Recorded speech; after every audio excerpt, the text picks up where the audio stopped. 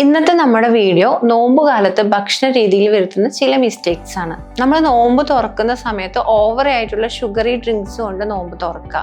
അതായത് soft drinks, അതുപോലെ high sugar juices, പിന്നെ സ്പൈസി ഡ്രിങ്ക്സ്, ഇവയൊക്കെ കൊണ്ടാണ് നമ്മൾ നോമ്പ് തുറക്കുന്നതെന്നുണ്ടെങ്കിൽ അത് നമ്മുടെ ദേഹത്തിന് നെഗറ്റീവായിട്ട് എഫക്ട് ചെയ്യാനുള്ള ചാൻസസ് വളരെയധികം കൂടുതലാണ്. അതുപോലെ തന്നെ നമ്മൾ നോമ്പ് തുറക്കുന്ന സമയത്ത് വളരെ കൂടുതൽ എണ്ണക്കടികൾ, പൊരിച്ച സാധനങ്ങളൊക്കെ കഴിക്കുകയാണ് എന്നുണ്ടെങ്കിലും നമ്മളത് ഹെൽത്തിനെ നെഗറ്റീവായിട്ട് ഇമ്പാക്ട് ചെയ്യാനുള്ള ചാൻസ് ഉണ്ട്.